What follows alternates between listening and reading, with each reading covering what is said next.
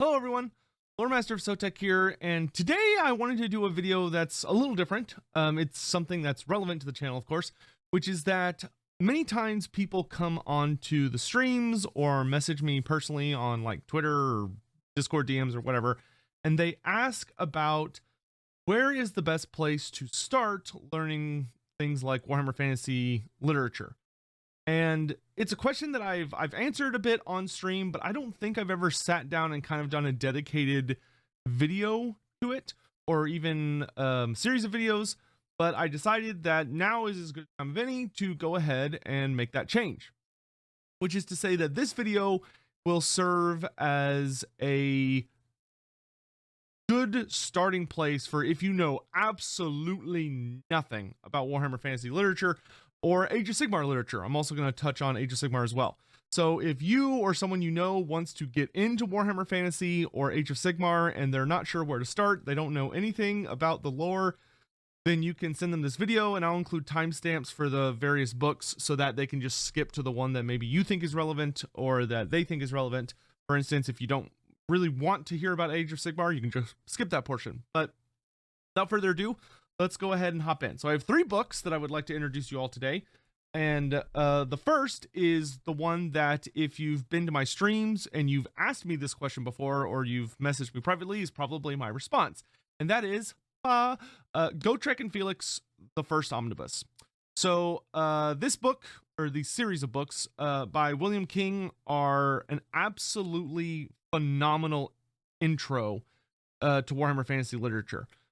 And an omnibus, for those unaware, is essentially a book that combines usually 3, but sometimes more books together of a relevant subject.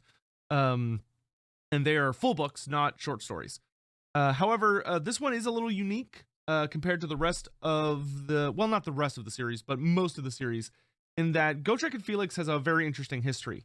It is one of the oldest relevant stories that's still good for modern fantasy, and the story follows Gotrek and Felix, who are a dwarf slayer and his human remembrancer, or his human companion, as they go on various adventures through the world. And originally it started as essentially a magazine short story, because you would pick up articles of White Dwarf, which is the Games Workshop magazine, which used to be I believe it's always been monthly. Well, except for when it went out for a while. There was a time where White Dwarf was actually discontinued. But Gotrek and Felix would sometimes appear as a story within the pages of White Dwarf that you could enjoy. And it proved popular enough that they decided to make a book out of it. And the first book, which is called Troll Slayer, is a little weird compared to most books because it's not a regular story. Instead, it's a combination of short stories from those original White Dwarf magazines, and then it ends with a slightly larger story, which is the actual Troll Slayer story that takes place in Carrick 8 Peaks. And basically, it's kind of a fast-paced intro to understanding who Gotrek and Felix are. So you're kind of jumping from story to story to story without much connecting threads between them. But you do learn some early things like how Gotrek loses his eye, for instance. However, I do always want to warn people before they read or listen to Gotrek and Felix for the first time that Troll Slayer is not indicative of the rest of the series. Troll Slayer is kind of a one-off experience in that it's not a connected through story. Once you hit Skaven Slayer, which is the second book contained within this omnibus, it's like a normal book where it's like an entire story that is connected, and there are very strong connecting threads between all of the books. It's a continuous tale from that point until Giant Slayer, which is the 7th book in the series, I believe, 7th or 8th. So you get to like really enjoy a story where you have all these connecting threads, and every story follows up almost immediately after the one before, and so on and so forth. But as for why I recommend Gotrek and Felix so much to people new to Warhammer Fantasy, a lot of the books in Warhammer Fantasy kind of have a vague assumption that you're somewhat familiar with the universe. that you understand like a very basic idea of the various races, where they are in the world, have like a basic understanding of the timeline and like all these other ideas. Gotrek and Felix does not assume that. It is a wonderful series for new people because it basically comes at you from the idea of you don't have a damn clue what's going on, and this book is trying to establish a lot of the world. And it's kind of like an adventurer's guide to the Warhammer Fantasy world. And so what happens is that you follow Gotrek and Felix as they're going on these various stories. And the thing that's super nice about it is, despite the fact it's called Gotrek and Felix because it features both of them, Felix is frankly the main character, not Gotrek. The books are almost entirely from Felix's perspective. Every once in a while, the books will shift perspective to the villain, oftentimes, or other like relevant characters that are tied into the plot. But generally speaking, the only character who you follow throughout the entire series is Felix. You almost never get to see the book or the stories from Gotrek's perspective because the authors very much keep Gotrek very mysterious. They kind of don't want you understanding his inner thoughts, which I think works very, very well, because it helps. One of the things I love so much about this series is that one of the biggest things that's important to me in Warhammer Fantasy that I think other fantasy universes tend to struggle with is that in many fantasy universes, dwarves, elves, and humans are everywhere, right? Super popular trope. But I think in many universes, the dwarves and humans especially tend to come off as far too similar. They tend to just be humans and shorter humans. There doesn't really tend to be a great and notable difference between the two species. They kind of feel like they're very closely related. What I love so much about Gotrek and Felix is that it goes out of its way to demonstrate why dwarves and humans are so different. How they're extremely different physically, they're extremely different emotionally, they're extremely different culturally. And although there are some at a glance similarities between the two, the deeper you dig, the more extreme the differences become.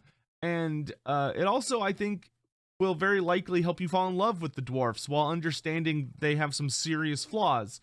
But it's a fantastic series. It has all sorts of amazing monsters. The way the books are designed is that essentially every story, while it has a connecting thread to almost all the other stories, basically you'll start the book with Gotrek and Felix have arrived in a new area, generally speaking, either a new part of the Empire or sometimes further afield, and the book kind of gets you up to date with how they got there and what they were doing like prior to this book, generally speaking. And then it sets you up with the premise of there's a big bad of some type. Some of the books focus on a more intelligent evil. So you have kind of a Machiavellian character who's a schemer and plotter and planner behind the scenes trying to orchestrate things. And some of the books just have a single giant terrifying opponent who is the big bad. But there is always a monster, or at least an opponent of monstrous skill who has to face off against Gotrek and Felix. And you get to kind of enjoy the story of them facing off against it while also learning a lot about said race, which is one of the things that I think makes Gotrek and Felix such a good introduction, is that Felix is he's a very grounded character. He's a very everyman. He does have some skills. He's an above average fencer.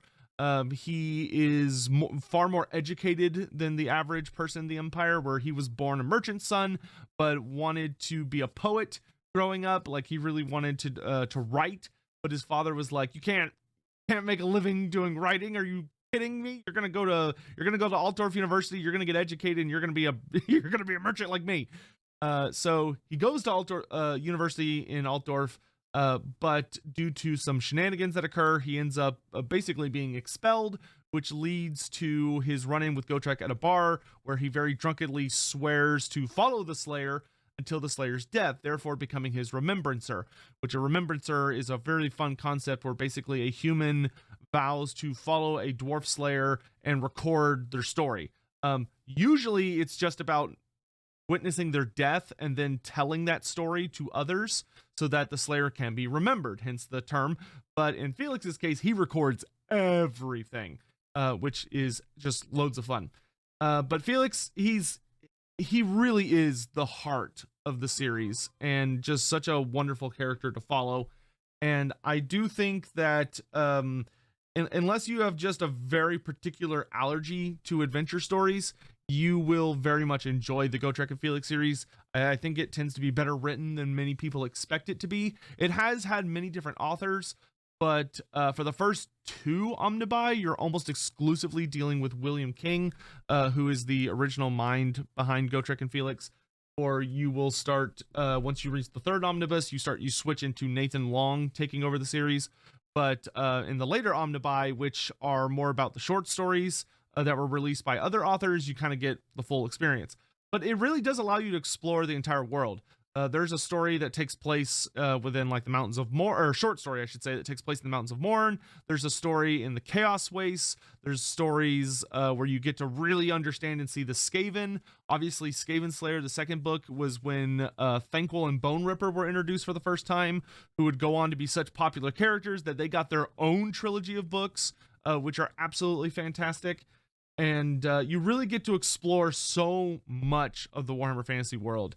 There's a book that you'll eventually encounter reading through the series where you get to go to the Southlands and visit the Land of the Dead and even meet Queen Khalida of the Tomb Kings. There's another book where you get to go on a Dark Elf Black Ark. Like, you really get to explore so many wonderful things. You go to Bretonnia, you go to the Empire, you go to the Border Princes, you go to the Mountains of the World's Edge Mountains, but also the mountains. You really go just all over the place. And Felix is so critical in that he explains everything that's going on. Because one of the things that this book does is it really helps sell the idea that there are a lot of normal people in the Empire who live normal lives, and they're just trying to get by, and they don't have the time or energy to worry about, like, the more existential threats to the Warhammer world. They don't have time to worry about chaos. They don't have time to worry about the undead. You know, they got kids to feed, they got money to make, they got lives to live. They don't worry about a lot of those things, especially in the Southern Empire, and in very, like, metropolitan areas like Altdorf. You know, there are people there that believe chaos is a myth, like it's not a real thing, or at the very least, demons are not real. And chaos is kind of more of just like a barbaric culture in the North. You know, there are people who think that the vampires aren't around anymore. That maybe, yeah, sure, there used to be vampires, but they all died during the Vampire Wars, and they've been extinct. There's no such thing as vampires anymore. And anyone who would suggest so is being ridiculous. There are people that are not exposed to so many elements of the Warhammer world that they don't understand the dangers. So Felix is such a fun character because he kind of comes from that initial background, and that he doesn't know about a lot of these things, or he is at the very least experiencing them for the first time, even if he's heard about them. So whenever he's encountering this new threat, whether it's a new race or a new monster, you really get to just be explained to on a level that you can relate to as a person what it would be like to encounter these creatures. What would it actually be like to meet a Beastman and to fight a Gore? What would it be like to see a giant in person? What would it be like to see a greater demon of Khorne fighting against you? That's what these books do. And that's why I recommend them so heavily and love them so much. I will note very quickly, I'm going to shill very hard for a moment, that I do have a affiliate link with Audible. So if you are interested in Gotrek and Felix, but you're like, oh man, that looks like a lot of reading, and I'm a really busy person, I don't have time to sit down and read books, but I do like to listen to audiobooks, whether I'm driving to work or while I'm at work, or whatever. Gotrek and Felix has been getting fully done on Audible, which is wonderful. The series is being narrated by Jonathan Keeley, who does a masterful job. I've actually been recently listening through Trollslayer myself to re-experience the series, but in a different way, because I'm listening to it instead of reading it for the first time, and it's phenomenally well done. If that interests you, there is a link down below that you can click on that'll take you to my affiliation thing, and you can get signed up and you get a free credit for doing so, and you can actually pick up Troll Slayer for free. I believe they're up to, ooh gosh, I want to say they're up to like the 6th or 7th book right now on Audible, so there is quite a bit to get through if you are interested in picking that up. So moving on to Age of Sigmar, and then we'll come back to fantasy, but I do want to hit up Age of Sigmar real quick, and I apologize in advance. I have a blue screen, and this book is primarily blue, so it's going to show up in kind of a, it'd be really cool if it looked like this in real life, but just be aware it's my blue screen doing this. For Age of Sigmar, I would like to introduce you to Oaths and Conquests. Now, Oaths and Conquests is a little unique because it's, I guess what you would call an anthology. It is a collection of 13 short stories that are completely unrelated. They have nothing to do with one another, but they take place each with different races and different places within the mortal realms to really help you get your feet on the ground for Age of Sigmar. Now, why I recommend starting with an anthology that has no connected stories instead of, say, like a novel series is that Age of Sigmar is a very complex universe. It really is. Like, Warhammer Fantasy is very easy to get someone into initially because you can kind of take it from the idea of like, oh, it's kind of like an alternate Earth in a way that has all these different famous cultures and civilizations all coexisting at the same time. But it's like, it's vaguely Earth, except for there's fantasy races all over the place.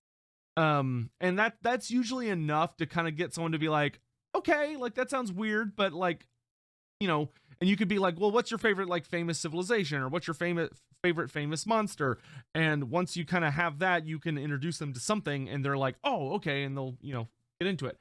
Age of Sigmar is very different in that you're dealing with a cosmic fantasy that is so grand in scale that it's just kind of obscene, to be honest.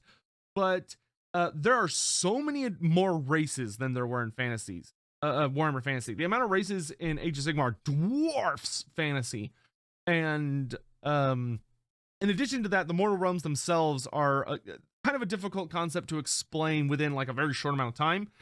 And I have found that none of the series do a very good job of explaining what Age of Sigmar is. They tend to focus on a very narrow aspect of it to make the story digestible. Make it where they don't have to spend the first 200 pages explaining everything to make sense. You know, they just focus on a very narrow thing and don't really bother explaining anything. You have to do significantly more lore reading in Age of Sigmar to, I think, build a good understanding of what's going on than you did in fantasy. However, there are strengths to that, which is that you can find so many different kinds of stories in Age of Sigmar that it's just wild. And they can be a lot of fun. I heavily recommend this book because each of the short stories I think is absolutely solid. It's my favorite of the anthologies. There's at least 3, I think more than 3 actually. I think I own at least 4. But there's quite a few anthologies for Age of Sigmar. Age of Sigmar has relied much more heavily on short stories versus full books, which is not necessarily a bad thing. It's just different. So I am going to actually go through the effort of telling you what each of the short stories is about. That way you can kind of see if any of them pique your interest. And if they do, you can pick this up. Or if you want, you can even probably find the actual short story by itself as an ebook or a PDF. Oaths and Conquest was originally released in hardback, though you can find it much more easily in softback. And I will include links to where you can find physical copies of all the books down below after the Audible link as well. So the first story in Oaths and Conquest is called The Fists of an Angry God. And this story is fascinating because it focuses on the kind of the titular race of Age of Sigmar, which are these big boys known as Stormcast Eternals. I will be the first to say that when Stormcast Eternals originally released, I absolutely hated them. I was very fond of their nickname of Sigmarines because that's what they were. They were Space Marines of Sigmar. I did not like them. I thought they were very stupid and that they were taking a 40k character and slapping it into a fantasy setting to try and sell more models. Now, I'm not going to deny that I think that is still the original purpose of Stormcast Eternals, was to just be Space Marines and fantasy so that people would hopefully buy them like they do Space Marines. However, their lore since then has evolved into something genuinely wonderful. And this story does a beautiful job demonstrating why Stormcast Eternals make for fascinating characters and why I think they're a fascinating race. They're not just humans. They are still human, fundamentally, at least a lot of them. There are some that are not, which does make for its own interesting stories, in that there are Stormcasts who have lost their humanity. But what a Stormcast Eternal is, to break it down very simply, is that there was a critical frame of time in the Age of Sigmar world where Sigmar wanted to build an army that could take on the forces of chaos. So what he did was that he basically looked out across the mortal realms and he started snatching people up most of the time right before they died. So basically, like, their home would be being destroyed and ripped apart by chaos marauders or warriors or demons or undead or greenskins or whatever. And basically the bravest among that last little band of survivors or what have you would be plucked away by Sigmar in a bolt of lightning. He would basically steal them away from their culture and their home, and he would take their soul and put them on this thing called the Anvil of Apotheosis, which was made by Grugni, the god of metal, who is also one of the dwarf ancestor gods from Warhammer Fantasy. And there they would undergo a process known as reforging, where they would be, their human form would basically be broken down into their essence, their soul stuff, and they would be hammered into new form or forged by these 6 demigod-like figures known as the 6 Smiths, who would make them into a Stormcast Eternal. And it is a horribly agonizing process, having your soul literally like smited by these guys over and over and over to basically purify you. You know, just like how you would forge metal into a sword, you remove the impurities, you know, and you have to constantly like build it up, break it down, build it up, break it down. They do the same thing to people, which has various issues. It's a very traumatic experience, and it often results in some of the quote unquote unnecessary bits of these people being removed. So they lose a significant amount of their memories, especially about like how they died, or like a lot of the things that they valued in their prior life. So a lot of Stormcast Eternals essentially kind of are, they are 2 people simultaneously. They are the actual Stormcast Eternal, who has all of the memories from once they were forged, about being trained for battle, about forming bonds of brotherhood with their brothers and sisters who are other Stormcast Eternals, of, you know, meeting Sigmar, of living in the realm of Azir, and all of the campaigns that have taken place since then, etc., etc. But they also have their prior life as a person, which the vast majority of Stormcast Eternals were originally human. It's very lightly implied there might be a handful of Stormcast Eternals who were elves or even Dwarden, which are dwarfs, but it's never explicitly stated. And even if that was the case, it's literally like a handful, like single digit amount of those characters that I've seen. But in any event, so you have this really interesting juxtaposition of they will often have memories that don't really match with who they feel like they are now, which causes them a lot of issues. Some of them very obsessively try to remember who they were, to go explore where they came from and kind of reconnect with those memories. There's a very established trope that many Stormcast Eternals, when they go out to battle for the first time, they will often kind of start unlocking the memories of their original life during their first campaign, which often causes a significant amount of issues. And it's kind of like a test of their character to see how they respond to it. But in any event, Fist of an Angry God takes a very interesting perspective on this idea, which is that you follow a Stormcast Eternal character named Balthus. It's not Balthus Aurum, who is Balthazar Gelt from Warhammer Fantasy. That is a different story. This is a regular Balthus with, I don't even think they give him a last name, but Balthus is he's like a small-time commander within a Stormcast Eternal host, and he has been helping lay siege to a Tzeentchian fortress over the course of about 8 months. And basically he gets captured by the enemy, and he is interrogated / imprisoned by a Tzeentchian sorceress. And the book, the story is completely focused on their dynamic. So the Tzeentchian sorceress just talking with him, this Stormcast Eternal, and exploring their relationship, because it turns out the two of them knew one another before they became what they are now. So the Tzeentchian sorceress was, she is a mutated, powerful wizard now, and the Stormcast is obviously like Stormcasts are not really human anymore. Like they have human like shapes and bodies, but they are significantly larger and stronger than any human. They're big boys, and girls, kind of like Space Marines. But they look human and talk about themselves like they're people. Though I will note they are much more human than Space Marines tend to be. Space Marines, I think, are far more alien, and that's intentional with how the 40k universe tends to kind of look at humanity and how it explores that.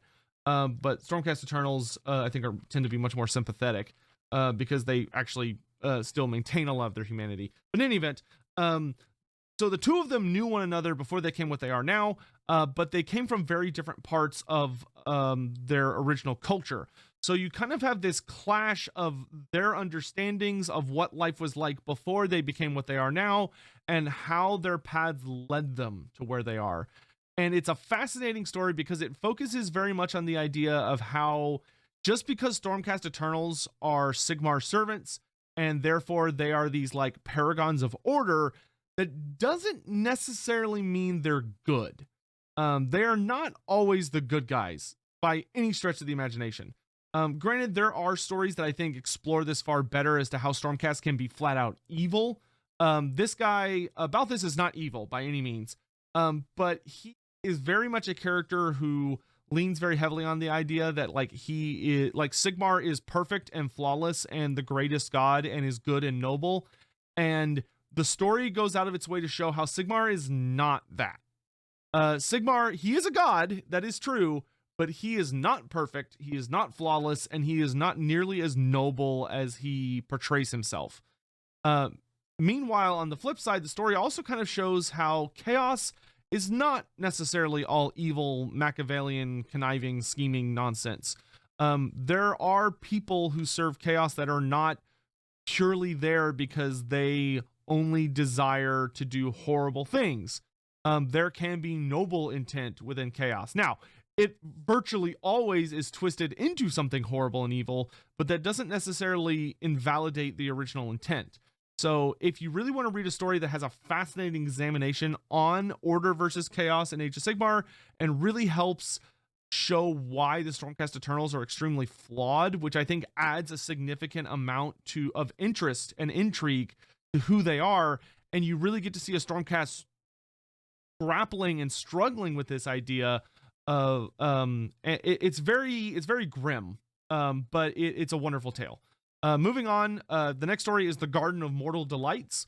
The Garden of Mortal Delights is a lot of fun. It's a very interesting story that's much more cerebral, I guess you could say. It's not as much about like an epic battle, though there is some awesome fight scenes in it. It is about a Slaaneshi warlord who obviously the servants of Slaanesh take many forms, because Slaanesh mainly has 6 sins that are associated with him, and generally speaking, his servants tend to drift towards one of those 6 sins more than the others. And the warlord of this story is very heavily focused on gluttony, and to an extent, he's also very slothful. But gluttony is kind of his main focus, in that he wants to delight in every taste or flavor that he can conceive of. And to that end, he has captured a Sylvaneth branch witch, which Sylvaneth are basically the forest spirits of Warhammer Fantasy made into an entire race. So they're not the wood elves. There's no actual elves among them. They're just forest spirits. Sylvaneth have changed significantly since this story was initially released. Back when Garden of Mortal Delights came out, it was pretty much just forest spirits. Now there are much more elven elements to it, but that's not important for the story. So the story focuses on how you basically get a lot of really awesome philosophical discussions between this Sylvaneth character and the Slaanesh characters, where they're kind of having this back and forth about what is the purpose of living. Is the purpose of life to continue life, to create more life in the case of the Sylvaneth, being that they are nature creatures. So for them, living is living for the sake of life in its own case is the point, you know, to nourish and grow and make more and to endure. That is the purpose of life. Whereas from Slaaneş's point of view, the purpose of life is to indulge. It is to just throw yourself into every sensation and to experience everything, to allow yourself to live the most in the moment as possible. Don't worry about the future. Don't worry about what's to come. Don't plan for how things shall continue. Just enjoy, just indulge, just experience. And you kind of get to see these philosophies clash. And there's kind of like a little mystery going on in the background about also how these two forces are kind of sparring against one another. And it's a really, really fun story. Next up is the Shriekstone. The Shriekstone is a very interesting tale. It's vaguely comical because it's focused on goblins, or grots as they're known in Age of Sigmar, in particular night goblins, or Moonclan grots as they're known. One of my only bones to pick with Age of Sigmar when it comes to goblins is that almost all, like I have yet to read a single story in Age of Sigmar, and I could just be blanking on it, but I've read a lot of Age of Sigmar lore, and I have yet to read a single story that involves goblins that does not feature the Moonclan grots instead of the other ones, which the others are the Spiderfang grots, which are forest goblins. There's also Gitmob grots, which are like regular goblins, like giant wolf riders, and then there are Trogoths, which are trolls. But all the stories focus very heavily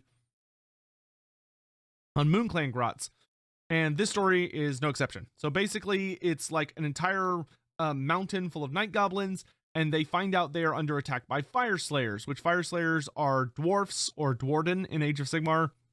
And as the name implies, fire slayers. Basically, it's an entire culture of slayers. So they look like slayers. They don't wear armor. Instead, they have runes of like this really special metal called Urgold hammered into their flesh. And the Urgold gives them supernatural powers. Like, it makes their skin tougher than any metal. It gives them a lot of strength. Many of their weapons like have, you know, lots of fire related things. Their greatest warriors ride on giant salamander monsters called magma droths, which can literally like spew lava at people.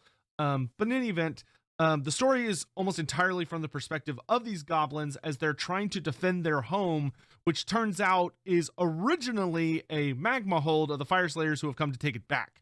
So it's this giant war host of dwarfs that have come to lay siege and take their home back from the goblins, and it's very fun. It's a really great story because it shows how terrifying goblins are. Like, while they are comical, the goblins in this are very clever. They are constantly, you know, they're goblins, so they're constantly backstabbing one another and assassinating one another while also trying to deal with this attack of Dwarden. And it's very funny, but also goes to show just how nightmarish it is to deal with them. It also goes to show that they are in many ways scarier than their fantasy counterparts because of their god, the thing they worship, which is called Debad Moon, which is a physical entity that flies around the realms causing havoc. And you actually do get to understand a little bit about Debad Moon in this story. But it's a romp. It's a very, very good time, and it does an excellent job showcasing the unpredictability and savagery and cleverness of the Gloomspite Gits, while also showcasing the implacable determination and the stubborn resilience of the Dwarden. And if you like either of those races, it's a phenomenal read. Next is The Serpent's Bargain. The Serpent's Bargain is a fantastic short story. It focuses on a group of humans who find out that a Slaaneshi warband is basically coming for them. And to save their village, a girl in the village goes to speak with a mysterious group of creatures called the Fair Ones, who turn out to essentially be dark elves. They are part of what are known as the Daughters of Cain in Age of Sigmar, which basically, if you take the dark elves, imagine if you took all the witch elves and the Sisters of Slaughter and all the Cainite stuff, and you basically made an entire race just out of that. So if you like a very matriarchal society where all the women are like mostly naked and are super lithe and muscular and really big into chopping people up with daggers and knives, and there's also a lot of themes of snakes and harpies, they are for you.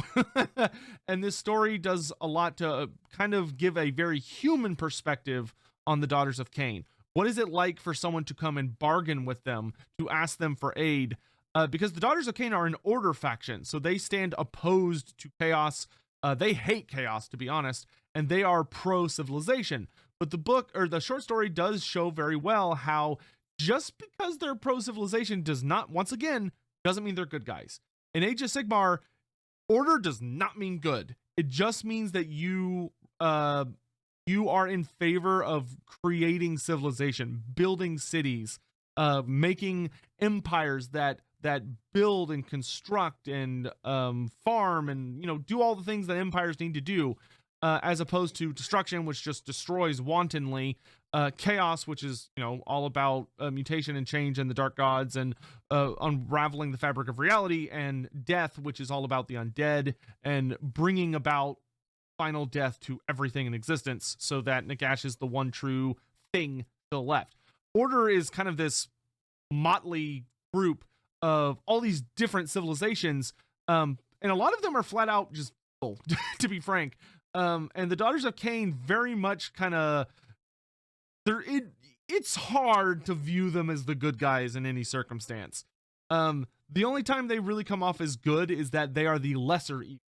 And this story very much revolves around the idea of, are they the lesser evil? So it's phenomenal. It does a really good job of showing why elves are terrifying, and really are not, like, as much as we all like to joke about the fact that elves are poncy, weak, saplings that fall over on stiff breeze. The story really shows what they're like from a human perspective, and why I'm really glad elves don't exist, because they sound absolutely horrifying. Then you have Tithe of Bone. So Tithe of Bone is an undead focused story. It revolves around the Ossiarch Bone Reapers, who are essentially Age of Sigmar's Tomb Kings, in that they are a very elite regimented force of skeletons. So they're all about bone and constructs.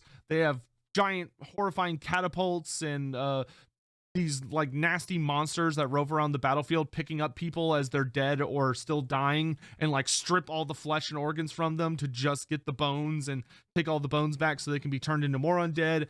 But they're a very elite form of undead, where most of the other undead races are more about hordes. So it's like a lot of like very low tier, like zombies, low tier spirits, little crappy skeletons, stuff like that. Ossiarch Bone Reapers are like swole. They are very intelligent. They're very skilled. Each one of them has a very distinct purpose, and even the lowest ranked Ossiarch Bone Reapers are fairly elite warriors. And so the story focuses on a Tzeentchian citadel that is under siege by the Ossiarch Bone Reapers and is fighting against them.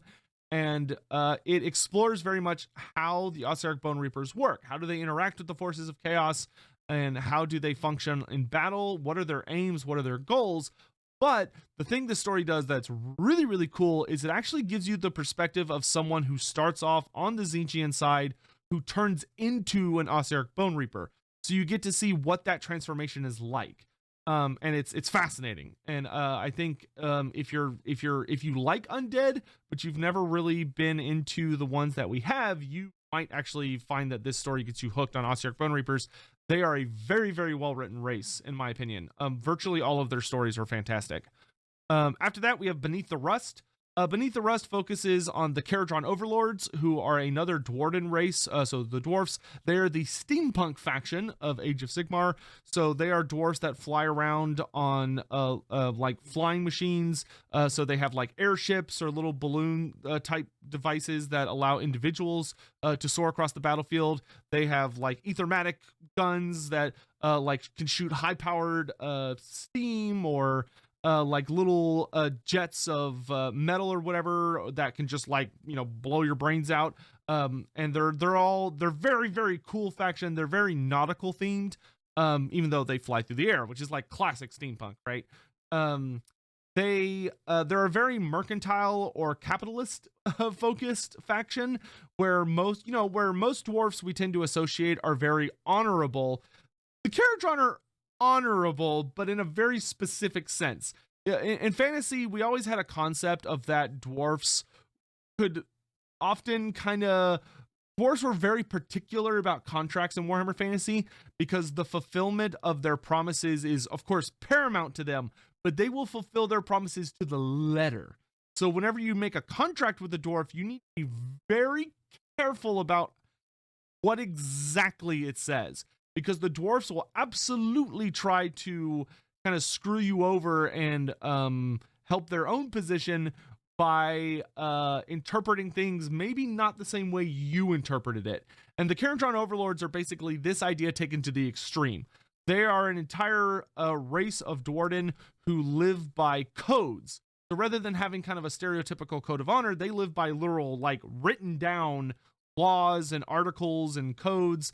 It's basically like being in a super annoying, in a sense, like fraternity, or whatever they call the when like a bunch of houses have to live under a set of bylaws, but like everyone negotiates the rules. And imagine if just everyone was uber capitalist all the time, but since everyone's on the same page about it, it's designed so people are not supposed to fight each other, because they're supposed to fight each other by like being like, well, actually in Article 5 Clause 6 on line 3 it says this, so I can do what I want, you can go fuck yourself, is basically the Caradron.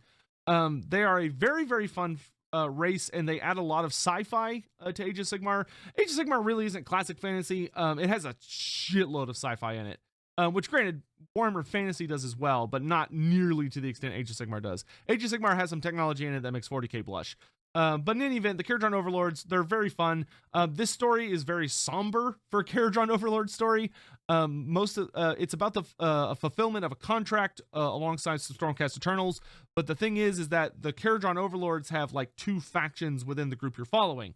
So there are basically two characters who are each vying against one another with their longer term goals in life, using the current mission as a way to kind of spar with one another.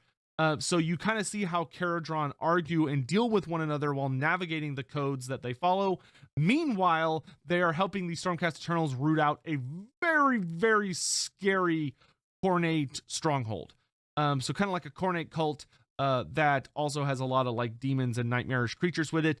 And you also see how Khorne's corruption affects others. So these Caradron are dealing with one another while also having to deal with the corruption of Khorne. You know, how Khorne incites rage, how he incites anger to be worse than it would be normally. It's a great story that kind of exposes a lot of the issues in Caradron culture, but it's fun to read.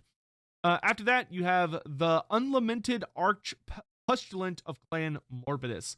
And this story is hysterical. It's just a comedy. It technically has fight scenes, but it's literally just a comedy. It's by David Geimer, who is my favorite, or at least my top, like one of my top 3 ever Black Library authors. I love David Geimer. And the story is literally purely about the Skaven of Clan Pestilence. And basically it's a high-ranking member of the Skaven dies. And so this Clan Morbidus has to fill his position. So you get to see all these different Skaven politicking and scheming about getting this coveted position, and all of the assassinations, backstabbing, triple backstabbing, characters gaslighting themselves into doing really stupid things, all trying to secure this position. And it is hilarious. It is a wonderful like showcase of like all the best aspects of what makes Skaven. And it is genuinely hysterical.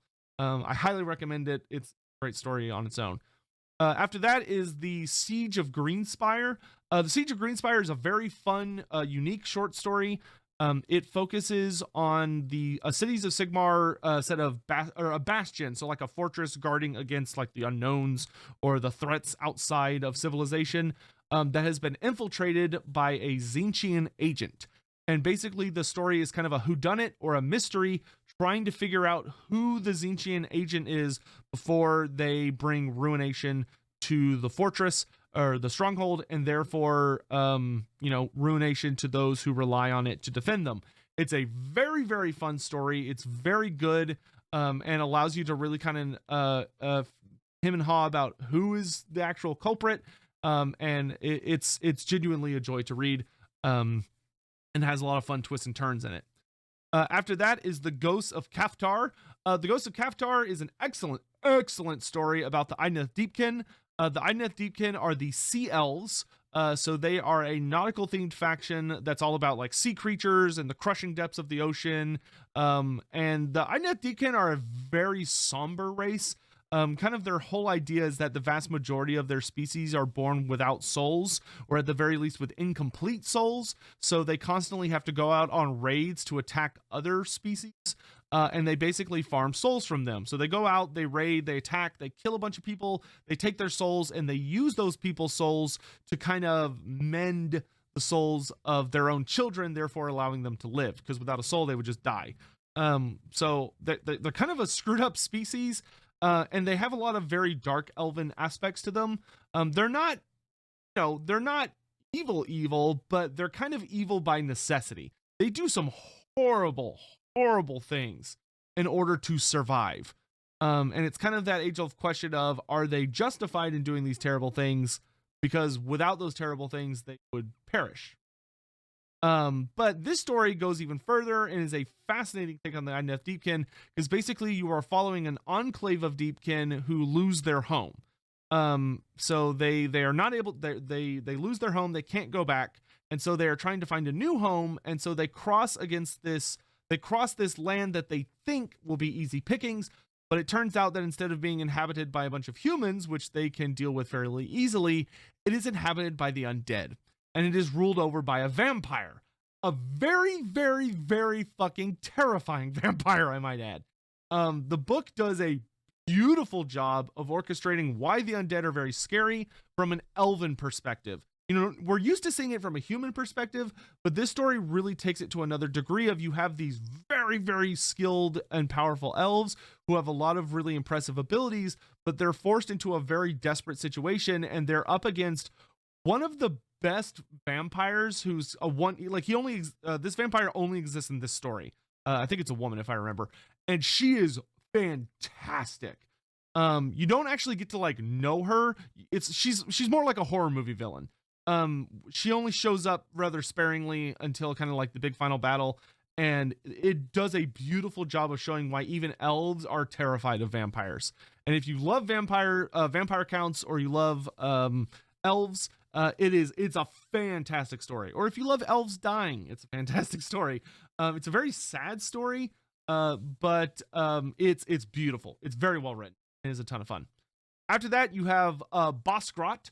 So Bosgrot is once again about night goblins, though this story is far more comical than Shriekstone is. Shriekstone is it's kind of funny, but that's not really the purpose. Bosgrot is funny, and that is the point, is that it is a hilarious story. Basically, the entirety of the short story revolves around a character who is the Bosgrot, or at least wants to be the Bosgrot. He is the boss, but he's not a very good boss. He's very cowardly. He makes a lot of really stupid decisions, and the story is about whether or not he can successfully fail upwards.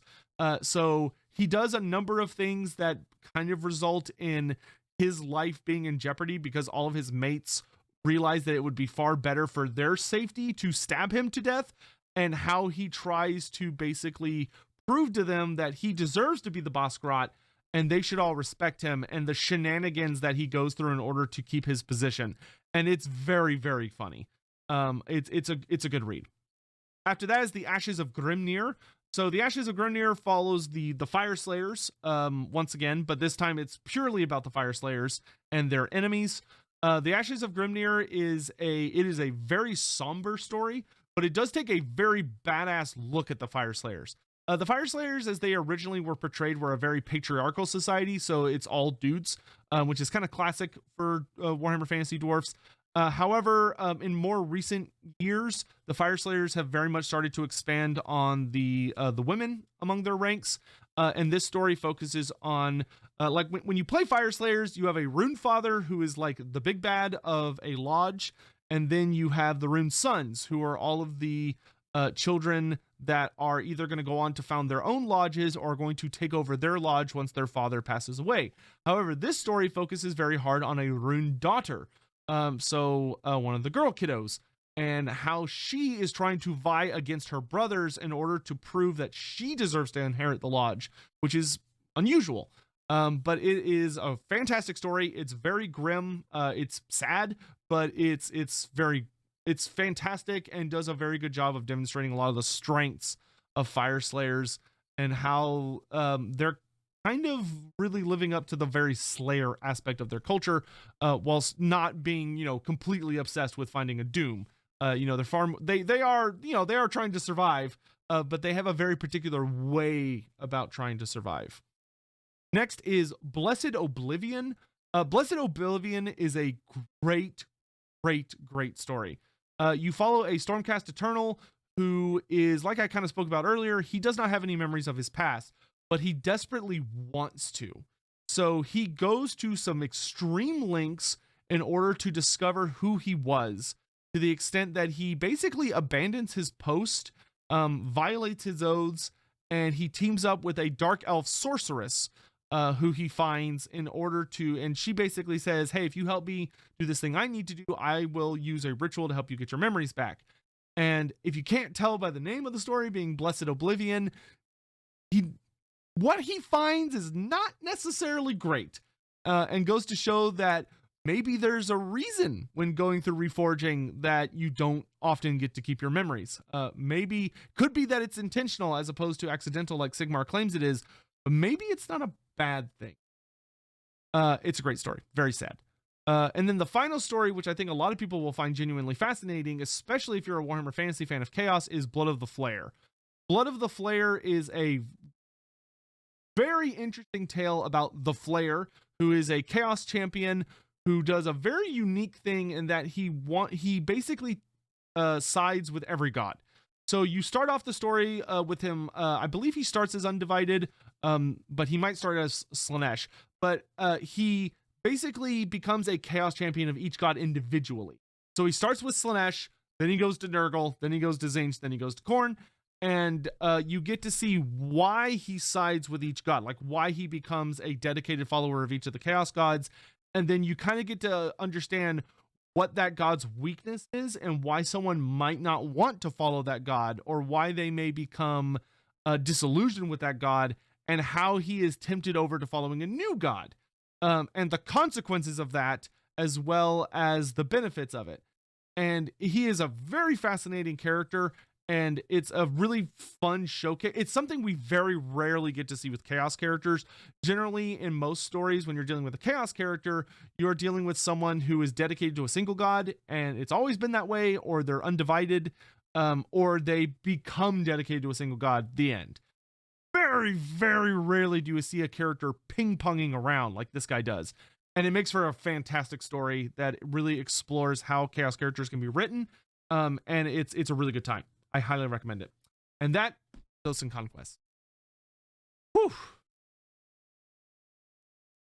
So the final story I want to talk about today is one of my favorites. And it is a Warhammer Fantasy book that very recently came out, was re-released, I should say. And you can pick it up right now very, very easily as a softback from pretty much any book retailer, but even from Games Workshop themselves. And that is the Blackhearts. The Blackhearts by Nathan Long is an absolutely wonderful storyline. It is a entire story where you follow a group of what I can only describe as Empire misfits. They're criminals. But it's kind of like the Suicide Squad. It is the Suicide Squad, literally, from DC Comics in a sense, where it is a band of characters who have the option to go out on very dangerous missions or die. Like if they choose not to go out on a mission, they'll be essentially executed. But if they do go out on the missions, they might not die. But they are very well written characters. They're very human characters. It's a wonderful story that explores a lot of like the goods and bads of the Empire and humanity. And they go up against some really terrifying threats. They go up against Skaven. They go up against Chaos. There's some Chaos dwarfs that show up. There's a lot of they go up against greenskins and obviously a lot of heretical humans. And it's a beautiful story that it basically reads like a D&D campaign. It honest to goodness, this feels like someone sat down with a group of friends and played through a Warhammer Fantasy roleplay campaign. And then Nathan Long just like wrote that story as a novel and was like, this is the campaign I played with my friends, and published it. And it's really good. It explores some really interesting ideas, like how the Empire feels about women being soldiers, is a very core concept that the book explores, which is really, really good. So if you've ever wondered about that. But the other thing that's so fantastic about it is because it's a group of just normal guys, normal people, I should say, you also get to see what these threats are like. Like Gotrek and Felix, like I said, is very grounded, and Felix does a very good job explaining the various threats that him and Gotrek face up against, but he always has Gotrek with him, at least most of the time. So since Gotrek is pretty much always with him, he has Gotrek there as kind of this great equalizer, where Felix can survive facing off against things he has no business fighting because he's just a man. The Blackhearts are just a bunch of people. They're just humans. So them facing off against threats that, you know, from a Warhammer fan's perspective, we consider kind of low tier bad guys like Chaos Marauders are significantly more terrifying for the Blackhearts, because Chaos Marauders are big muscled Norskins. Like they're huge compared to the normal people of the Empire. And the story really goes to show how like a single Chaos Warrior is a terrifying threat. And regular Marauders are something to be genuinely afraid of, because the average Marauder can easily take on like more than a single like, you know, one Marauder could probably throw down with 3 regular people very easily. It's only through discipline and skill at arms that the regular people have a chance against the Marauder. So the story is fantastic. You get to see these guys try to find very unconventional ways to defeat many of the foes of the Empire, because the enemies that they go up against are not, you know, you can't beat them hand to hand very reliably. You need to rely on far more dirty tactics or clever tactics, because strength at arms alone isn't enough, which is, you know, that's the Empire in a nutshell. Strength of arms is never enough.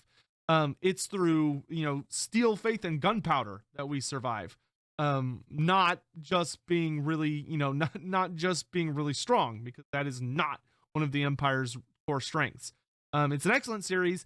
It even features Teclis in one of its books, which is really fun. If you like Teclis, you get to see him from a pretty different perspective, kind of like how an everyman deals with everyone's favorite high elf diplomat who says things to dwarfs that he really shouldn't.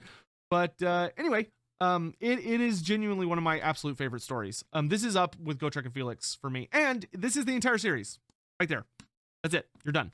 So you get Blackhearts, and you do not have to buy any more books. It's a self-contained story. It has everything in it.